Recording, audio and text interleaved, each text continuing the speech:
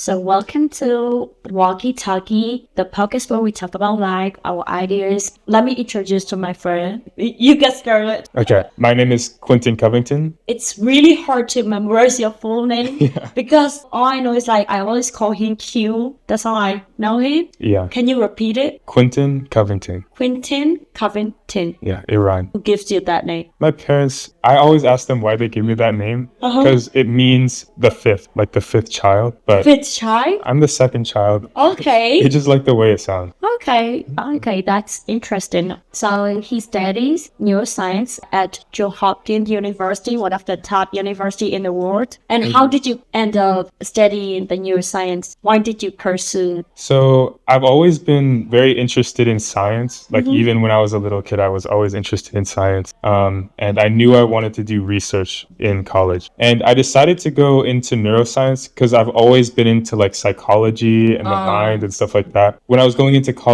I was exploring a lot. I did psychology classes, I did philosophy classes, and I decided I wanted to go more in depth. So I decided to do neuroscience. I feel like it becomes very interesting topic these days. People are really interested in brain, how brain works.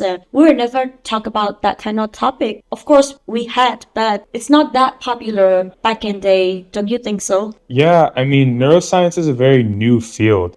There's only like 100 years of research on the field. Before, we couldn't really just like cut open people's brains and see how they work. Now we have a lot of technology to try and figure it out, but it's a very new and still developing field. So there's a lot more we need to discover. I have so many questions, but let me check first so that we can dive into very detail.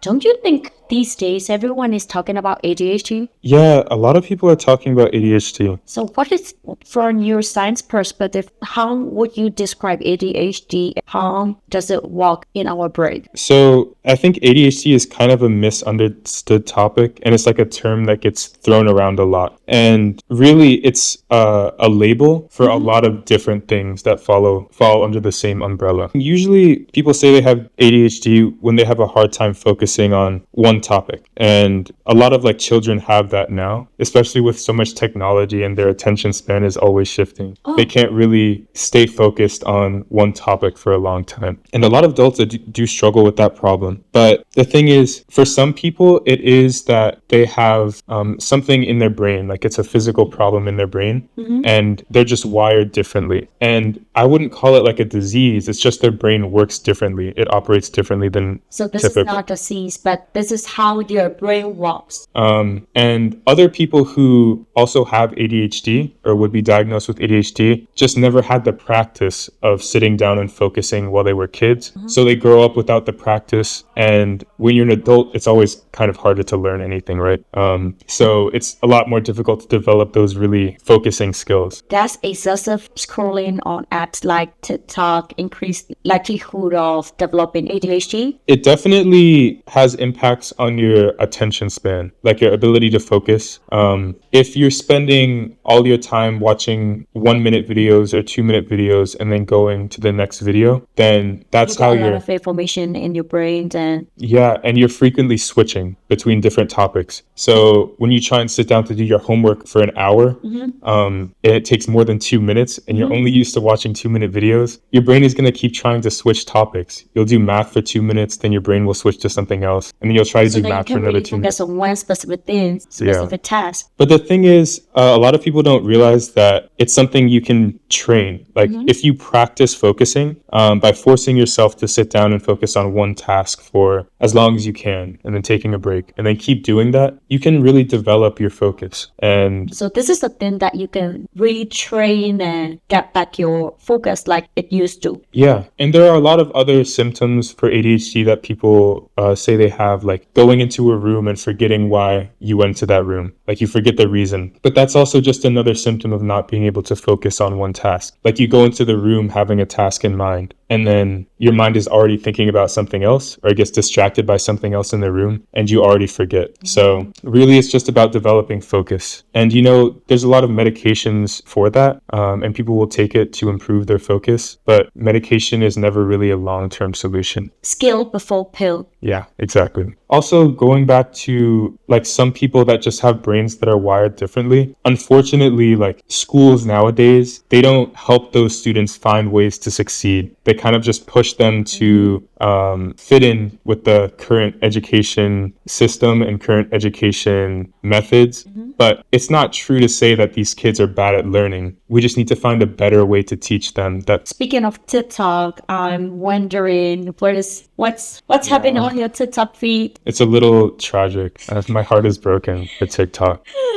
Like literally how? I mean, a lot of people will see TikTok as just like another social media app, like Instagram or YouTube. But for a lot of people, it offers something that other social media platforms can't offer. And Like how? really, I think there's three main things. One, you get a sense of community with TikTok. There are certain creators that you follow and you would never find them otherwise, but one day they'll pop up on your feed and you'll start watching them and you'll like their videos and you don't even have to follow them, but somehow the algorithm knows you like this type of content and it'll show you that person over and over again. And you discover new creators every single day that are making really cool content. So what about Matter platforms? It's also the algorithm is very similar, isn't it? It's kind of similar. Whenever I'm on Instagram Reels, it'll realize like I'm interested in art, for example, and then it'll show me a bunch of art content. But for TikTok, You mean on Instagram, Meta? Okay, yeah, on Meta.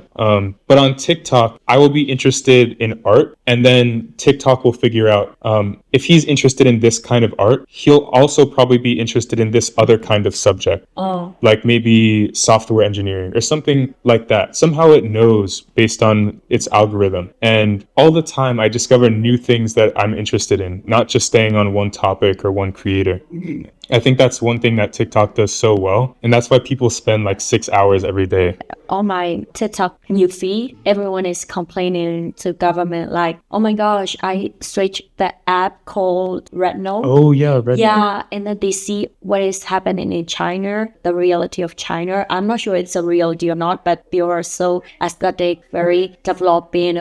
And then they just post every content, what they saw on Red Note, on TikTok, and people are very shocked. Like, what the hell is wrong with our politicians and institutions? Because we are literally living in one of the most powerful and richest country in the world. And what is wrong with our healthcare system? That kind of news and topics are all over my TikTok. Yeah, and that's actually the second thing. On healthcare? We'll get to that. Don't worry. But that's the second thing that TikTok gives people that the other content platforms don't, is so much access to information. Like on TikTok, you'll find all the time random people that live in Virginia, California, just across the whole entire country, across the whole world. They'll come on TikTok and they'll just share their perspective, and they have the opportunity to go viral. And hundreds of thousands of people, millions of people can hear their perspective. On Instagram, if you have 10 followers and you post something, there is no chance for you to go viral. Like your opinion maybe will reach your 10 followers and maybe 100 other people maximum. But on TikTok, everybody has the opportunity to share their opinion. They can go viral. Yeah, they can share information that you can't get like on news or whatever. And you can see real people's stories. And there's really nowhere else you can do that. I'm just thinking like about the propaganda painting China as an enemy. And do you think this is part of a larger political narrative? Yeah, of course. I mean, ever since I was a kid, they've always told us about how China and Russia have done all of these bad things. Are you half? Yeah, I'm half Russian actually. So, I mean, I know from my mom, like some of the truth, but the thing is, every country has done bad things in the past. Definitely. It's just that. And there is no perfect country in of the course, all of these countries are ruled by people, and people are not perfect.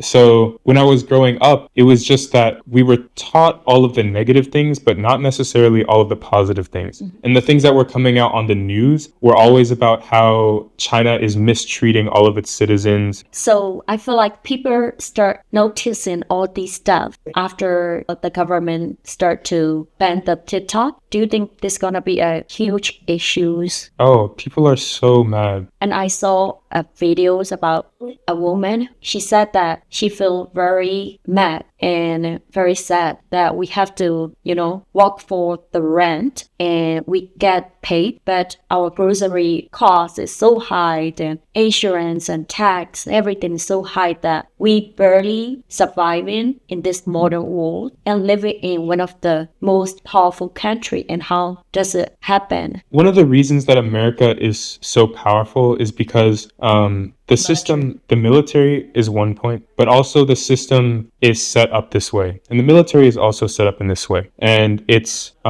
based on the principle of do whatever is best for yourself as you can. So like with housing prices, we see them rising, rent prices, we see them rising so much because the principle is charge as much as you can, charge as much as the people can pay, so that you yourself get more money. It's not really considering how will this affect people. It's not really considering if people can't afford it, it's going to negatively impact their life. Really, businesses in America are set up to maximize profit. So whether or not that has some negative impacts on people is sometimes a secondary concern for big corporations or landlords or other people. I'm not saying like every business is like that and everyone is like that, but we see a repeated pattern of this over and over again. And this system is partially what makes America so powerful, but it's also what's causing so many people to suffer right now. That's also like similar to the last thing I was going to say about TikTok, which is it's supporting so many small businesses right now. There's so much technology that's coming out that's making it so a lot of jobs are replaceable and people are scared of that, like AI. But this technology that's coming out is also making it a lot easier for people to become self-earners, self-made entrepreneurs. Definitely. Right now, you don't really need to hire a designer or a marketing expert. You can ask AI for a lot of things and you can ask it to do a lot of things. And a lot of people have been using TikTok as one of those technological tools to reach audiences and grow their business. And now that it's getting shut down, millions of business have no outlet. That's a good point. Wherever we go, the revolution is following us. How does TikTok algorithm shape our habits and attention span? And like what happens in our brain when we spend our hours scrolling, not just TikTok, the social media. Yeah. What happens in our brain if we spend hours scrolling? Yeah. So, there's a lot of things that happen. But, mainly what? So, a physical perspective, social media apps are designed to be very addictive. Every time you scroll and see something you like, you get a little dopamine hit in your brain. Your brain releases a chemical called dopamine. That's the chemical it releases when it wants you to do whatever you just did, do it again. That's what it's saying. So you scroll, you see something like you like, there's a dopamine hit. You scroll again, another dopamine hit. Which is like a dopamine factory. You're just using all of your dopamine for social media. It's very addictive. It's very easy to get addicted to social media. And they're designed that way on purpose. And being addicted to something like social media is a very time-consuming habit. Of course, there are benefits to social media. You get exposed to a lot of information. You see a lot of cool things. But like everything, you have to do it in balance. You can't spend too much time on social media. You can't constantly be consuming. You also need to be putting out and creating yourself. Producing something. Yeah, exactly. So that's the first thing. And another thing is our phone screens are not designed. They're not designed to be good for our eyes and good for our brain. One of the things. Which is why your phone screen is red. Yeah, that's one trick you can do. My phone screen is also red. After I see your screen, I was like, okay, I have to turn into the red screen. That helps a lot. Yeah, it does. My screen time. Not only screen time, but the blue light on your phone copies the blue light from the sky whenever it's daytime outside. So whenever it gets to be 6 or 7 p.m. and it's supposed to be dark outside, normally your brain sees that it's dark outside and it will start producing like sleep chemicals. So you can start getting sleepy and then go to bed. But when you're looking at a screen that's shooting so much blue light into your eyes, that resets the clock in your brain, and your brain still thinks it's daytime. And now so many people are having they're having a really hard time falling asleep. Their brain isn't producing enough melatonin. And it's because this specific light is being shown to them for hours before they're supposed to go to sleep. And yeah, so like I would turn my screen red. Even if I'm reading on my iPad, I'll must turn it red, because that will completely get rid of all of the blue light. And the red kind of mimics sunset, like the evening lights in the sky. So your brain starts producing those sleepy chemicals. That's interesting. Yeah. And also, it makes me less into the phone. Yeah. Like, I'm not really into the phone when I turn my screen red. Yeah. Some people will even turn their screen like black and white. Black and white. But I don't even want to use my phone after that. Maybe that's a good thing, but I don't like it. Yeah, that's too much. Yeah. That is too much. Even when I turn my phone screen into red and go on was like, that's too much. You don't want to use it. Don't touch it. What kind of habit do you follow if you want to reduce your screen time? Can you share a bit if you have some techniques? People will use social media and TikTok because your brain needs dopamine. Like, it wants to be doing something. If not, you're going to be bored. You can't just be sitting there. And a lot of times people will escape to TikTok because they have nothing more interesting to do. I will find that whenever I'm stressed and I don't want to think about my work, I don't have anything else that's not like interesting to me, I will just spend a lot of time on TikTok because my brain just wants that dopamine. So you replace with something. You have to replace it with something. A lot of people will try and just cut out their phones to remove their social media addiction, but then they don't replace it with anything else, and your brain is screaming at you like, I need this, I need this. And you're fighting a really hard battle. You gotta replace it with something else that's enjoyable. Like, I like playing the piano, so I'll play the piano sometimes, or I'll draw, I'll play video games sometimes, but just like mixing it up and not getting too attached to this one dopamine source. Because you can think about it this way. Your brain is addicted to doing things. You can't just sit there for hours and do nothing. And your brain will try and find the easiest thing to just do, to get rid of this boredom. And for a lot of people, it's just pulling out their phone, opening the first app that's on their screen, which is TikTok, and then just scrolling easily, because that removes their boredom. It's just so easy to do that. Find habit that is easier to do than pull out your phone and get addicted. Yeah. And I mean, that's really hard to find something easier than just pulling out your phone, because it's really just like, it's always in your pocket. It's like 1 second and it's already there. Yeah. But I mean, there are two things you can do. You can make going on social media harder. There's a lot of apps that will make it so you have to wait some time before you go on, or you can only go on during certain times, stuff like that. And make the really good habits easy. And that's a very universal principle, not just for stopping your phone addiction, but whenever you want to form any new habit, like if you want to start reading, you want to start going to the gym, you have to make it as easy as possible first, or else it's going to be very hard for you to continue and build the habit. For me, when I start going to gym, I commit myself only 5 minutes. Yeah. Just 5 minutes. Maybe I would just hang around in the gym and I'll do nothing. Even I would do nothing, I would still go to the gym. Yeah. And if I see the equipment, I might, lift a bit. That is still win. I feel like that because I start very small and easy. Yeah. So this is how I maintain the habit. The hardest part of all of these habits, or really the hardest part of any activity, is really starting. Like, you think about going to the gym and you think about starting, you're like, oh, I have to go buy the membership. I have to drive to the gym. I have to get changed. I have to work out for 40 minutes. And all of these things piled on top of each other, you put under the label going to the gym. It sounds so hard in your head, so you just don't do it. You have to work up so much energy to do it. But if you say, okay, for this habit, all I'm going to do is I'm going to put on my running shoes and that's it. Or I'm just going to drive to the gym and that's it. And that's how you label it in your brain. It's a lot easier to just do that. And like you said, once you're there, you're like, okay, I'm already here. I might as well just start working out. I don't want to waste it. Yeah, you're like tricking your brain. There's this really good book called Atomic Habits. Find your trigger or cue and things like reading a book. You should do everything you can to make it as easy as possible and have the least resistance as possible. So whenever you're reading a book, even like having to find the right page where you left off can be enough to make you say, okay, I don't want to read today. So if you know you're going to think that way, always keep the book open to the right page. So as soon as you feel the urge to read, you can just pick up the book and start. You don't have to think to yourself, oh, I have to find the right page. I have to do this. I have to do that. The resistance to starting is as easy as possible.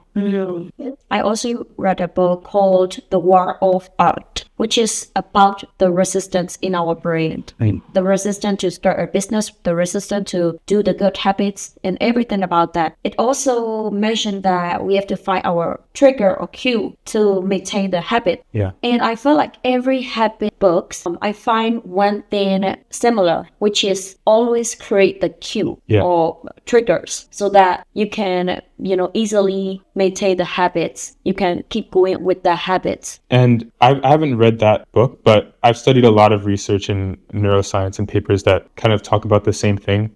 In psychology, they call that priming, cues and priming. Yeah. And that applies to way more things than even just habits. And if you want to go even more in depth, we have like so many habits that we're not even aware of. Negative habits in our thoughts, positive habits in our thoughts, negative habitual behavior. And these are all like started by cues, like probably the book was explaining.